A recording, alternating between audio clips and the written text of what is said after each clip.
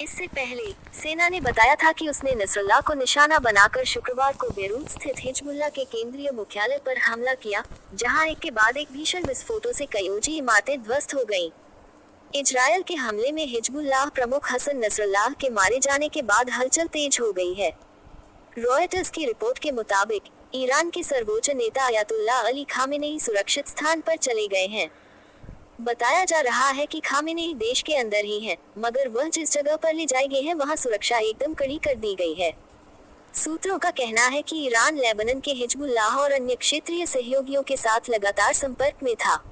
इस दौरान इसे लेकर प्लानिंग चल रही थी कि इजरायल के खिलाफ अगला एक्शन क्या होगा। इससे पहले खामेनेई ने शुक्रवार को अपने घर पर देश की सर्वोच्च राष्ट्रीय सुरक्षा परिषद की इमरजेंसी मीटिंग बुलाई थी। न्यूयॉर्क टाइम्स ने बैठक की जानकारी रखने वाले 2 ईरानी अधिकारियों का हवाला देते हुए रिपोर्ट छापी थी। इजरायली सेना ने शनिवार को दावा किया कि उसने बेरूत में शुक्रवार को किए गए हमले में हिजबुल्लाह के नेता हसन नसरुल्लाह को मार गिराया है। सेना ने कहा कि जब हिजबुल्लाह का नेतृत्व बेरूत के दक्षिण में दहिये स्थित अपने मुख्यालय में बैठक कर रहा था, तभी सटीक हवाई हमला किया गया। हिजबुल्लाह के दक्षिणी मोर्चे के कमांडर अली कारकी और उसके अन्य कमांडर भी हमले में मारे गए हैं। मालूम हो कि नसरुल्लाह 3 दशक से अधिक समय से हिजबुल्लाह का नेतृत्व कर रहा था। हिजबुल्लाह ने नसरुल्लाह के मारे जाने के संबंध में अभी कोई टिप्पणी नहीं की है। इससे पहले सेना ने बताया था कि उसने नसरुल्लाह को निशाना बनाकर शुक्रवार को बेरूत स्थित हिजबुल्लाह के केंद्रीय मुख्यालय पर हमला किया, जहां एक के बाद एक भीषण विस्फोटों से कई ऊंची इमारतें ध्वस्त हो गईं।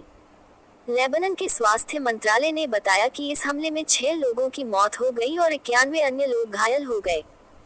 इजरायल ने शनिवार को हिजबुल्लाह के खिलाफ भीषण हवाई हमले जारी रखे और चरमपंथी संगठन ने भी इजरायल की ओर दर्जनों रॉकेट दागे। इजरायली सेना ने कहा कि वह लेबनान के साथ तनाव बढ़ने के बीच अतिरिक्त रिजर्व सैनिकों को तैनात कर रही है।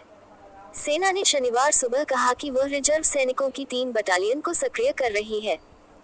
इससे पहले सप्ताह की शुरुआत में 2 बटालियन को संभावित जमीनी आक्रमण के मद्देनजर प्रशिक्षण देने के लिए उत्तरी इजरायल भेजा गया था।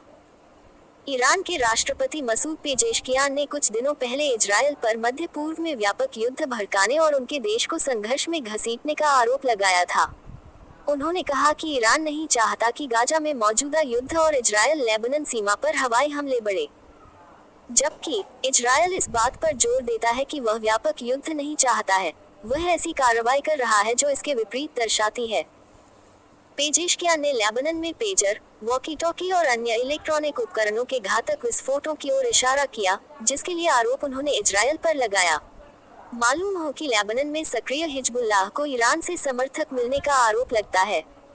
गौरतलब है कि ईरान के राष्ट्रपति इब्राहिम रईसी की कुछ दिनों पहले हेलीकॉप्टर दुर्घटना में मौत हो गई थी। जांच रिपोर्ट में सामने आया कि रईसी का हेलीकॉप्टर खराब मौसम के कारण दुर्घटनाग्रस्त हुआ था। ईरान के सरकारी टीवी ने ये जानकारी दी थी। मई में हेलीकॉप्टर के हादसे का शिकार होने से रईसी और 7 अन्य लोगों की मौत हो गई थी। खबर के मुताबिक सशस्त्र बलों के जनरल स्टाफ के उच्चतम बोर्ड की अंतिम रिपोर्ट में कहा गया कि हेलीकॉप्टर दुर्घटना का मुख्य कारण वसंत में क्षेत्र की जटिल मौसमी परिस्थितियां थीं।